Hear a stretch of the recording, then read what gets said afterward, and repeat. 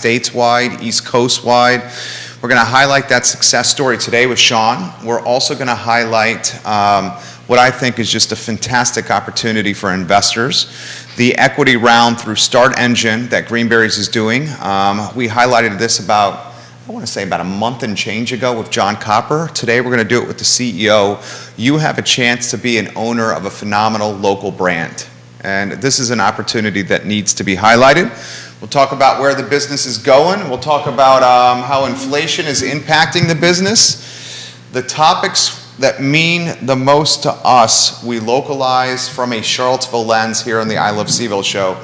A lot we're going to cover today. Scott Aaronworth in Virginia Beach, welcome to the program. Our friends in Richmond are on the heat map here. See some folks outside Asheville, North Carolina on the heat map. Buckhead, Georgia, welcome to the program. Naples, Florida, hello and welcome to the show. Guys, give the show a like and a share anywhere you are watching.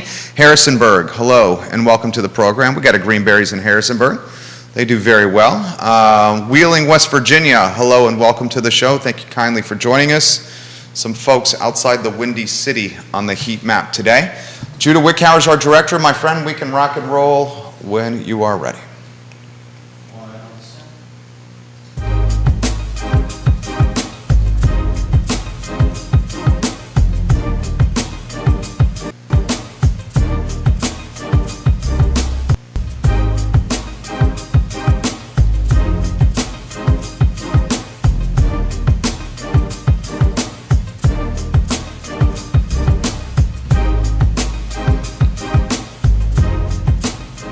Good Wednesday afternoon, guys. My name is Jerry Miller, and welcome to the I Love CVille show. Thank you kindly for joining us. We have a Charlottesville, Central Virginia, Commonwealth, country, and worldwide audience at our disposal as we stream this show on every social media platform known to mankind. You, the viewer and listener, can help shape the discussion by offering your thoughts in the comments section on any platform you're watching upon. I will relay that perspective live on air. We would love to highlight, before we begin the interview with Sean Simmons, the founder and CEO of Greenberry's Coffee Company, we'd love to highlight the Clifton, just a fantastic hotel and restaurant in the Keswick area in Charlottesville, one of our partners. We encourage you to try the Clifton, guys, either for happy hour, for dinner, for an event, for a corporate retreat, or for a getaway from the hustle and bustle of Charlottesville, about 10 minutes from the downtown mall. The Clifton, absolutely 5-star service. The Clifton in Keswick, guys. Judah Wickhauer is our director. If we could go to the studio camera and welcome a friend of the show, all-around A-plus guy, a visionary, a risk taker, a leader, and yes, Sean Simmons, I can follow you around every week if you would like me to and continue. Welcome to the show. Thank you, my friend, for joining us. Thank you, Jerry. Appreciate it. I'm glad to be here. We love having you here. Great. I believe this is your second rodeo on the show. It is, yes. If you could introduce yourself to everybody that's watching the program. Sure. Well, Sean Simmons, and I always have to include my other half, which is Roxanne Simmons. We're both co-founders and owners of Greenberry's Coffee. We've been in Charlottesville for over 30 years. Serving the customers coffee and a little place to gather in the community. So you got a global brand, a lot of hard work, a lot of risk taking. Yep. Didn't start as a global brand, started as a storefront. Give us the evolution, my friend. Oh, sure. Yeah. If you go back 30 years, I remember January 1992 was when we opened the first store in Barracks Road Shopping Center, and what a time that was, different than today. I always tell one funny story. If you go back to 1992, those of you that were around then, it was such a different time, especially in the coffee space. Starbucks was this relatively unknown brand on the West Coast. They had opened a few stores in Chicago, but really on this side of the world, we didn't know much about it. And we got into the space because we were ready to do something new, something entrepreneurial. And coffee was an idea because I had contacts and friends through family that were in the coffee business, including one of my biggest mentors I always talk about, Alfred Peet, who started Peet's Coffee and Tea on the West Coast. So we thought, this has got some legs. Coffee is such an integral part of human existence. Why don't we try to make a run of it? And so that's really where the idea was born and launched. But the first couple of years was interesting because we had to convince the public that a coffee shop, which we now take for granted, was a new, different, exciting thing. And the funny story I always say is there was this very nice lady that was, I think she was one of the original shopkeepers over on the North Wing or something like that. She came over and just crushed Roxanne. She comes over and puts her arms around her and says, "Honey, you're just going to have to sell more than coffee."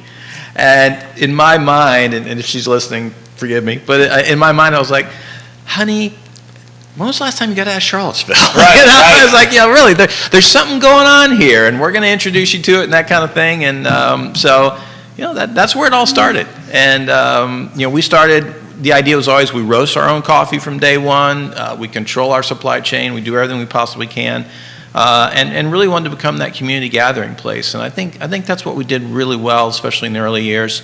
We had that connection with UVA, which was critical. And so that's where it all started. I can't wait to highlight the vertically integrated nature of this brand, the relationship he built with John Castine and UVA to be the exclusive coffee of the University of Virginia. That says something. I love this story, and I've heard it before, so I want to highlight when you first opened in Barracks Road.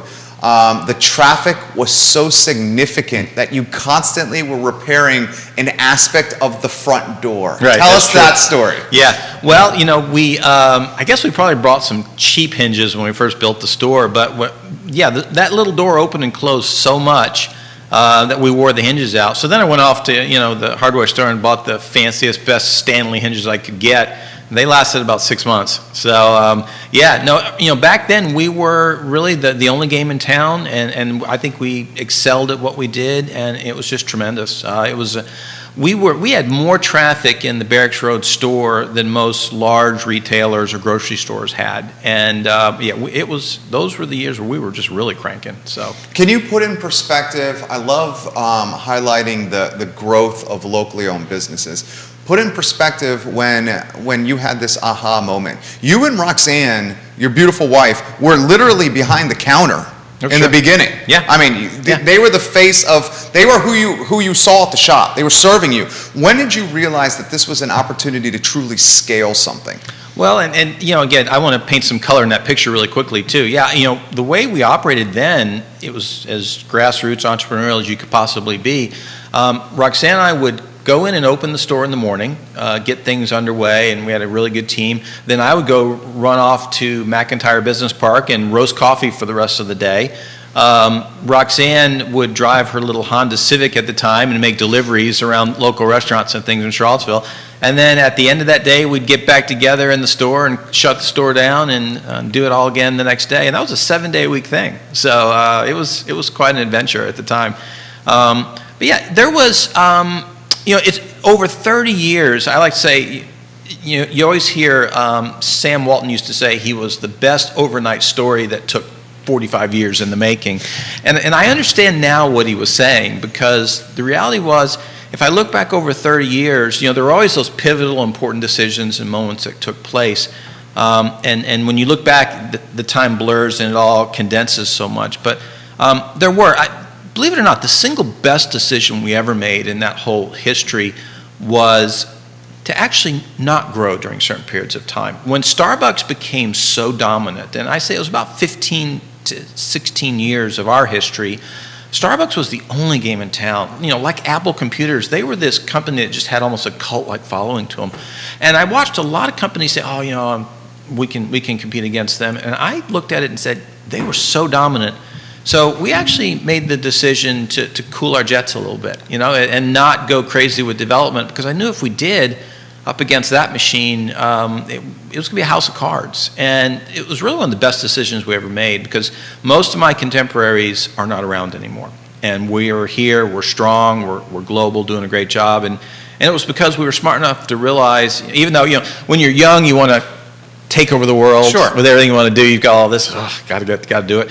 But I think we were smart enough to realize, no, we need to just, we got a great thing going. We had Charlottesville well under control. We had a presence in D.C. and our store in McLean and whatnot. And we're like, this is great. We've got quality, what we're doing. Let's just coast on that a little while, because we knew Starbucks won't be this way forever. No company is. Can you highlight the guys? Wait till you hear this. It's truly impressive. The vertically integrated nature of your company and brand. That was a strategic thing from the very beginning, and I think it separates us from most local, smaller startup coffee companies. We always said in the very beginning, we had to roast our own coffee, so we had our own roastery from the start, which is really its own business model. We certainly supply our stores, but we supply restaurants and national retailers and distributors and things like that. You white label. We do, yes. Yeah. Oh, I'll sell coffee beans any way, anyhow someone wants them. So, yeah, we do that. But so that was the core of our business. The retail component was obviously another piece of it. Then we looked at growth options through franchising and licensing because we knew we couldn't be everywhere all the time, especially as we were small and growing. So we looked for those partnerships and relationships to do that. And then, even if you go more recently, we went into a totally different world with our Nitro Cold Brew, which is a ready-to-drink beverage. And that's the one that's really exciting in the current realm because it's so scalable.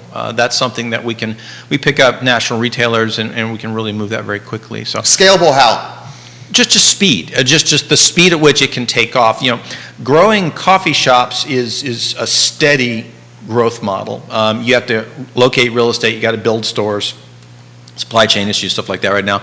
It takes time. But something like, selling Nitro Cold Brew to any national retailer, one decision maker can put you in thousands of stores and it just turns on overnight. And so that's an element that we've never had, and we're really experiencing that right now and working with a lot of great people. So, but back to your point, that vertical integration is key, especially as we maybe talk about investors and Start Engine a little bit later in this conversation, because at any given moment, there might be pressure on one piece of our business. We'll talk about inflation, things like that.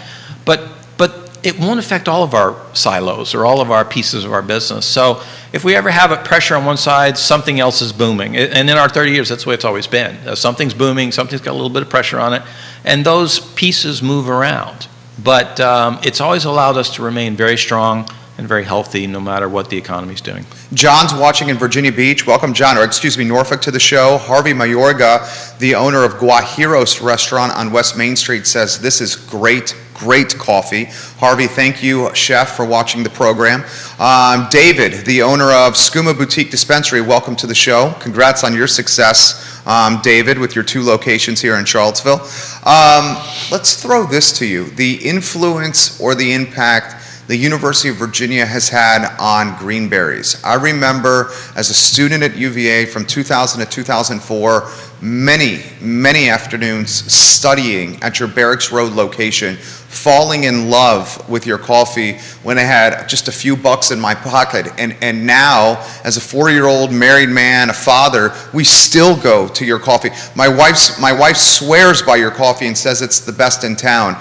The influence of UVA and John Castine on greenberries. Yeah, well, it was pivotal from the start. I mean, we knew strategically that we needed to be there, and since coffee shops in the way we do it was so new, we knew the opportunity was there, and no one was there yet, no one was doing it.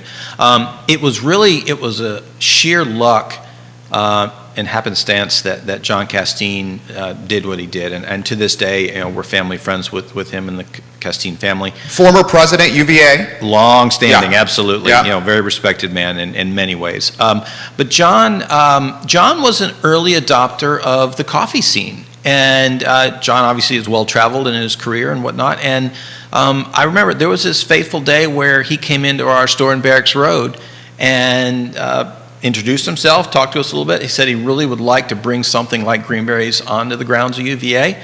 And we're like, great, absolutely, Yeah. You did a jumping jack. You jumped in the air. Yeah, in my mind, quietly. I'm trying to be as poised as I can be. And then, a couple of days later, we set up a meeting with Aramark, who's their food service provider for the grounds. And it was a great meeting. We had the meeting in the store. John wanted to kind of show them this is what we want to do, because really Aramark wasn't doing that kind of thing either at the time. And John's words were something along the lines of, we really need something like this at UVA. And the Aramark folks were like, okay, we'll do it. So we put a deal together right then. And the funny story was, we had a very small little store over on the corner on Ellwood Avenue. I don't know what it is now, but that store, the idea was that store would reach the student base. And for whatever reason, I think our location just wasn't perfect to do that. So I approached John and said, John, my lease term's coming up. Why don't we just, over a weekend, just up and move the store? Because he was already thinking about Alderman Library. I said, why don't we just move the store? And he thought that was the best idea ever because, we could click our fingers and in a weekend, we'd turn it and make it work. And that's what we did. We rented the trucks, got all the people, and we literally moved that store over a weekend and reopened it in Alderman, and just what a long-term success that's been. Just had some meetings with the folks at Alderman because they're redoing that whole building.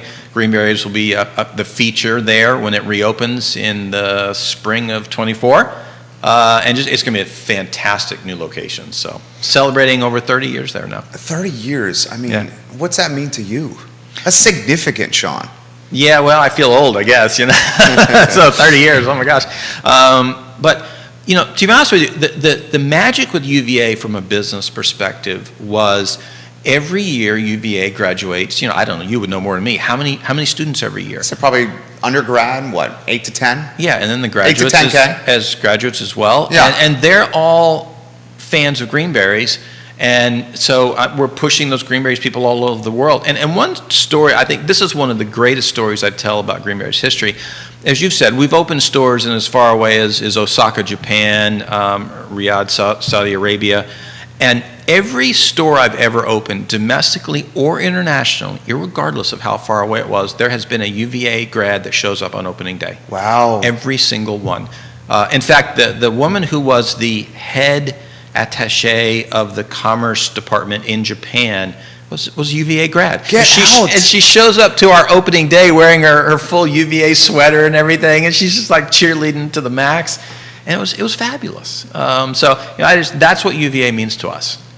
Is just that instant recognition. I love it. Lee Elberson, welcome to the program. He's watching on LinkedIn. He's the CEO of Claiborne Education and 8 Hats. Let's talk ownership and an opportunity for the public to be an investor in Greenberries. Judah Wickower, our director, has shared the Start Engine link in the comment section of every social media platform this show is airing upon.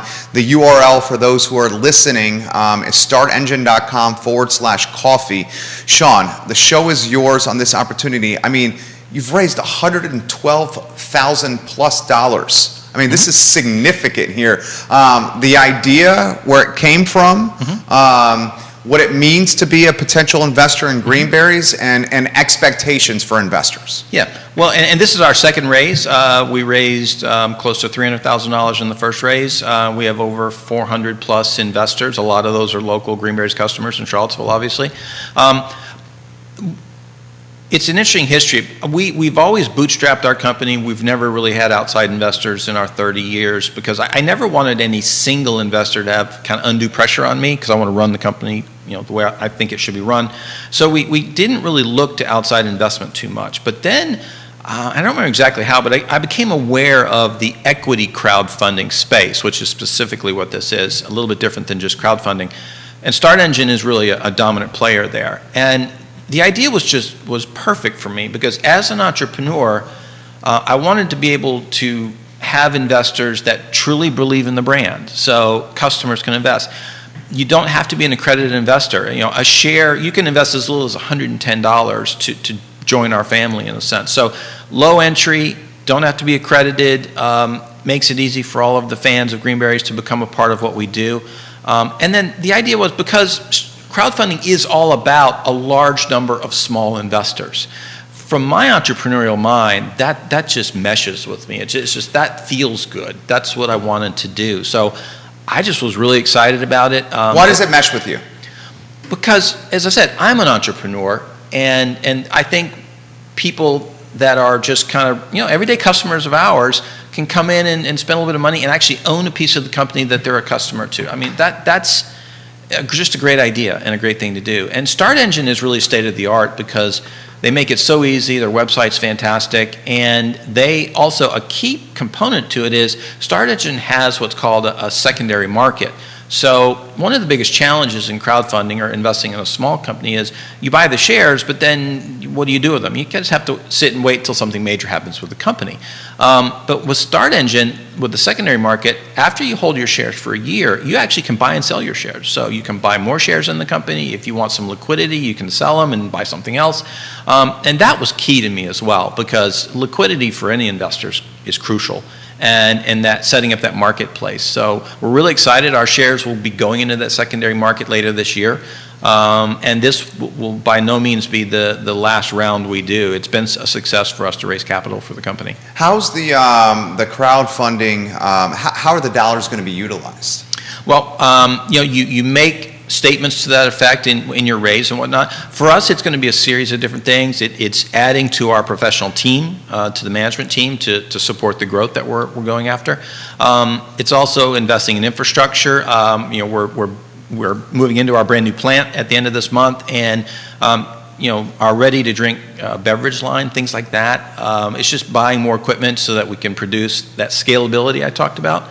The ability to be able to meet that demand. So it's infrastructure, it's people, and it's pushing the sales force. Tell us about the new headquarters. Yeah, that's very exciting. With COVID, it's been a long road, but I think next month we'll finally be moving in. We've always been in lease spaces for what we do, but this was buying our own dirt, putting our own building up. Really excited about that. So it's a state-of-the-art facility for us. It'll be a combination of our corporate headquarters, all of our offices will be there, but also our full production capabilities will also be in the building. We're actually going to be putting in place, I'm sure it is the largest coffee roaster in Central Virginia by far. It's tripling our capacity. So I'm really excited. I always like hardware, and this is a big coffee roaster, and it's going to be really let us meet that demand. You mentioned COVID and the pandemic, knock on wood here behind us, fortunately. Yeah. How did you guys navigate the pandemic? It was tough. Probably the single biggest acute attack, on our company. I remember in the first week of April sitting down with my team, and I had already furloughed 90% of my staff across the board, retail, wholesale, you name it. So I sat in a room with 12 people who were the 12 key people I had to do everything possible to keep. And we had this conversation about, because a lot of them are younger than me, and I said, guys, we don't know what the effects of this are going to be. We don't know if it's going to hurt us, going to kill a lot of our friends and family. Is it going to be quick and over? We just didn't know. But I told them, I said, prepare for the worst, hope for the best. And we took big precautionary steps, but it was tough. I mean, we went from the first quarter of 2020 was the best quarter in our history. Wow. To zero. Yeah. And just overnight. I mean, 2 weeks, it just turned off. Did you guys shut down the stores? 2 of the stores shut down. The store on Barracks Road, the original store, never shut down. Wow. I had a sales target that if it went below that number, we would have to shut it down. Otherwise, it was open because I needed to keep my people employed. I was losing money, but I needed to keep them employed. We came within $5 of that number. No way. And never went below it. So, Missy and all the team that were there through all those times, I mean, they were putting their own health at risk, but we kept serving customers throughout the entire pandemic. So. Was that your most challenging time as the leader of this brand, as the CEO? Again, in an acute way, yes. Yeah. It hit us so hard, black swan event out of nowhere. Nobody expected this. I think I saw the potential of it coming before some other people did, just seeing the writing on the wall, and we started making some steps. You sit there and say to yourself, the tough decisions. Who do I furlough? Who do I just absolutely have to keep? Because, furloughed people, you may lose them. So we went through those exercises. We very quickly said, the way you survive this is you shut it down, you go into a cocoon, you preserve cash, and then you come out strong on the other side, because some people won't make it. And, so we've got a clearer runway now. I hate to say some of our competitors didn't make it, but we came out the other side strong. But as you've said, challenges. We come out of that, you're like, oh, thank God. And then we've got these new challenges right now. Inflation, labor, supply chain. Which are actually almost harder than COVID was. Oh, explain that. Well, you come out of COVID, everybody's weakened. I mean, and what got a lot of us through was some of the government programs and stuff, which helped. PPP, things like that was a lifesaver for us and a lot of companies. So you come out of that, you're in a weakened state, but you're like, okay, now we're ready to roll. And then wham, inflation just nails us. In 30 years, coffee prices always fluctuate up and down. Usually when we have a coffee spike, it's because of frost, weather issues, diseases on the plant, stuff like that. Those are usually pretty temporary. The markets will react strongly. It might last a month or so. Prices come back down, you're fine. We've had, 30-year high coffee prices for the last 6 months. Wow. So they're sustained and they're high. My average price that I'm paying for the raw product went up about 300%. Man. Yeah, and I can't obviously pass that on No. to consumers, so we're working hard for a lot less money right now. But again, it will come back down, and it's just a matter of persevering and waiting it through. But on top of that, you said inflation, so the cost of our fuel to run the equipment has gone through the roof. Cost of labor has gone through the roof. Labor shortages, big challenges. So really right now, COVID was one specific thing that you had to deal with, and it was big, but it was one specific thing. Now we're dealing with 10 things, and they're all negative, and dealing with those. But, I guess because I've been doing this for 30 years, and I've actually seen and been through several recessions, a lot of younger people don't realize that. You think we're in a recession now? Absolutely. Yeah, me too. Absolutely. Yeah. It's a weird recession because this will be our second quarter of negative growth. I have no doubt about that. But we're still having these other weird effects, pulling my econ major out here. But, we've got wage growth, we've got employment growth still. Those are things you don't normally expect to see in a recessionary time. Those are legacies from COVID, though, and those are going to slow down. The Fed needs to slow this economy down. And it will correct some of the issues I'm talking about. Coffee prices are already starting to come off their highs because people are anticipating demand's going to drop. So, if you remember back to the Reagan days, which I was around then, they had to force the economy into a recession to stop inflation because inflation is so insidious and so destructive. I don't think they'll be that aggressive this time. Politically, I don't think they can do that. But they've got to slow this thing down some. Sean Simmons is killing it right now.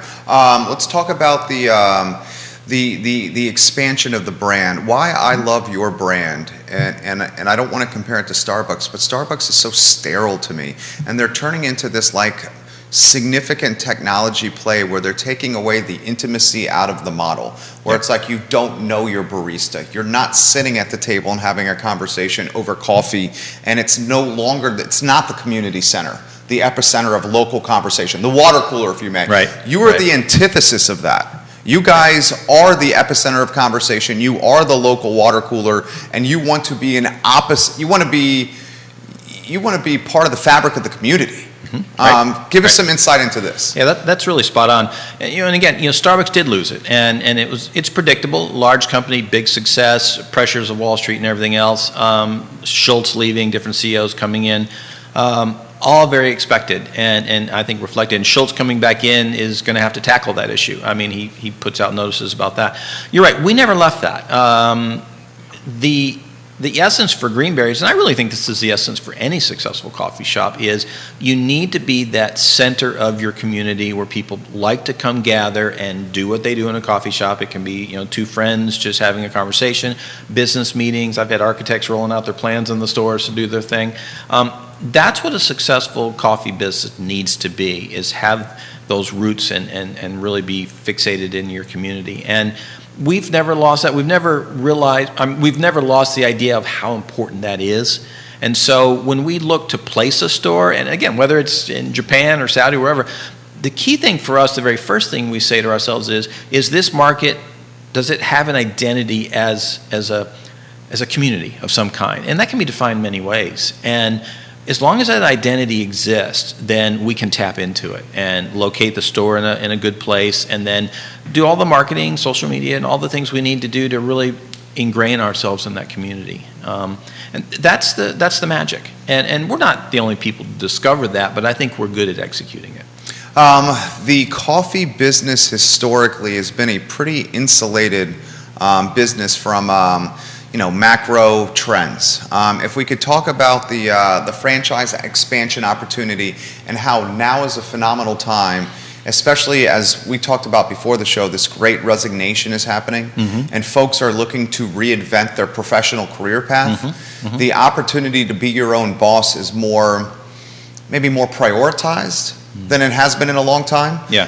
How could that apply to Greenberry's? Yeah, and historically, this is a second wave of that. We saw this in the 1980s. It was a boom for franchises. We are seeing similar elements now. It's funny, different reasons, but the outcomes are going to be the same. And just to weave back to kind of how can you be a part of Greenberry's and be part of the family? You can invest in Greenberry's, buy some shares on Start Engine, easy to do, startengine.com/coffee. But you can also buy a franchise. So if you like Greenberry's, you want to own your own Greenberry's in your own community or whatnot, that's the big way we like to grow. So both of those opportunities exist. It is a business that is very resilient, especially to recessionary pressures, things like that. Because, think about it, I mean, coffee is something we all drink every day. And if you don't drink coffee every day, you do drink tea or something else that we sell. So we see those customers every day. They're the foundation of our business. And that all, I think, is very important. The franchising model, as you've said, COVID created this environment where people are really rethinking quality of life, family, how do I want to spend, my second career ideas, things like that. And so that's driving a tremendous growth. And where I started to see that about really towards the beginning of 2021. We were all tired of COVID and the lockdowns and everything else, but people had been working from home long enough that they were starting to rethink, I like this new way. And that caused a lot of people to say, I don't want to go back to that old office I used to go to. So yeah, I think the Great Resignation is a sign of people are rethinking their lives. COVID is dramatically changing the world's landscape and it's accelerating certain trends. And so we've seen our phones are the leads and the phone calls we're getting on franchising has gone up exponentially.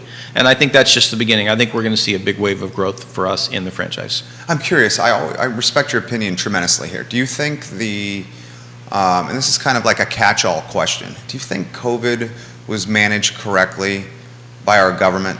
And then the follow-up question to that, now we got the Fed and Jay Powell trying to squash inflation. We both are in agreement that we're in a recession now. I think those data points will come out next week for Q2. Is Powell handling this right? I mean, we got tremendous volatility in the stock market. We got the mom and pops, Main Street. Their margins are more pinched than they've ever been, as you've already outlined. Yeah. So it's a two-part question. Was COVID managed correctly where big boxes were prioritized, big box stores were prioritized and deemed essential, and Main Street was not?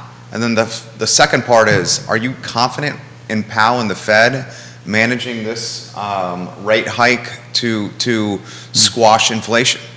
Well, I'll proceed by saying no one was ready for this. No one could have anticipated this. So it's hard to criticize people overall because no one really knew what to do with this. So, I don't criticize too hard.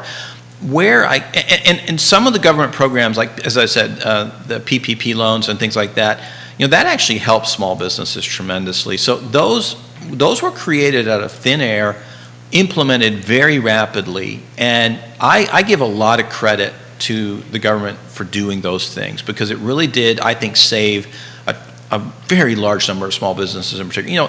GE and other large companies, they didn't get PPP money, or they were supposed to.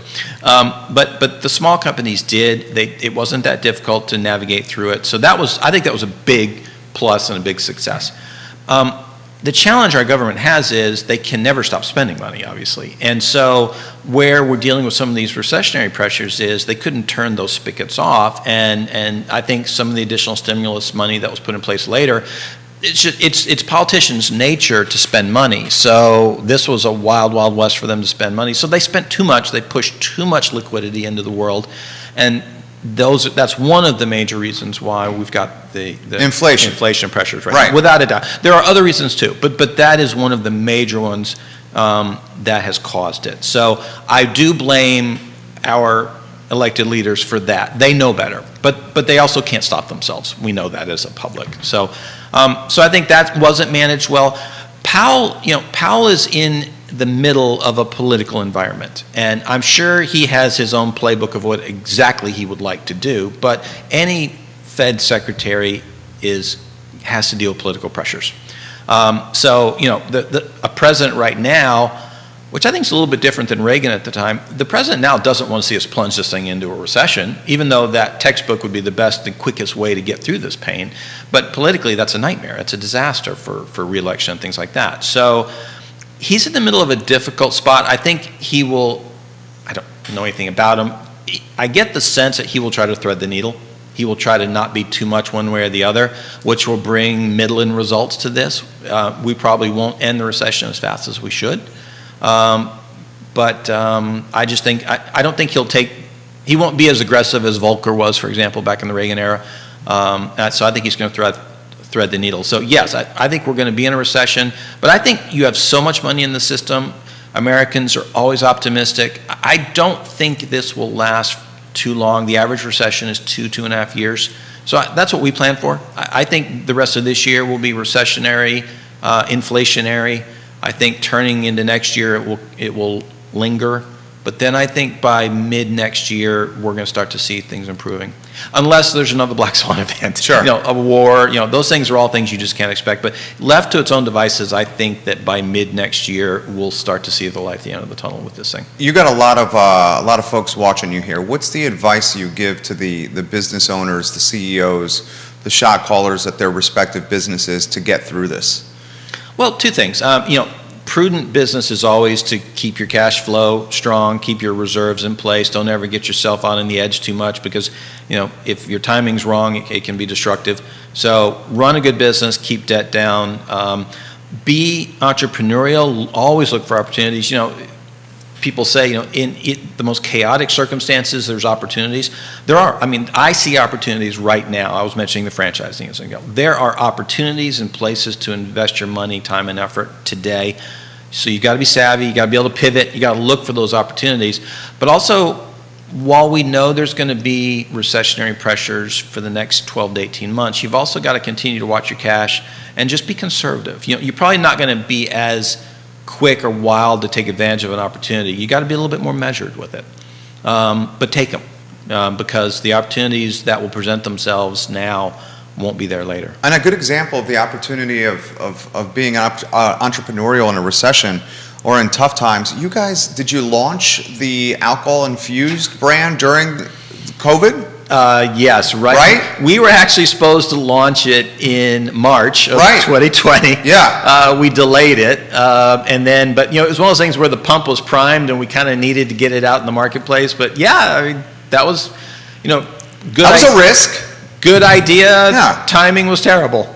So we had to make lemonade out of lemons there. It was a challenge because when you roll out any new brand like that, you've got to do events, you got to do tastings, you got to really press it out in the public because it was a new product idea. People didn't know what it was. We couldn't do any of that. All we could do was say up on the website, here it is. You can't taste it, but I promise you it tastes good. So it was a challenge. We're gonna relaunch the product. We've learned some things from the first launch. It's still available on our website, but we're going to relaunch it in the future in a different way, different formulations and stuff, and we'll still see if there's a market for a hard coffee out there. Brian, so we'll get to comments and questions, guys. Viewers and listeners, if you have questions for Sean Simmons, CEO of Green Berries, put them in the feed. We'll relay them live on air. This is from Brian Klein, who's watching outside Nashville, Tennessee. He says, Jerry, I love your show and I love the interview. I've mentioned before that I'm a 2008 University of Virginia graduate, and I as well have spent a lot of time in his shop studying while drinking his coffee. Please ask your guests to highlight the various revenue verticals that Green Berries has. Oh, sure. Well, as I've said, it follows our business silos that we have. So we generate revenue by selling coffee beans and coffee products of all kinds through our Green Berries Coffee Roasters company.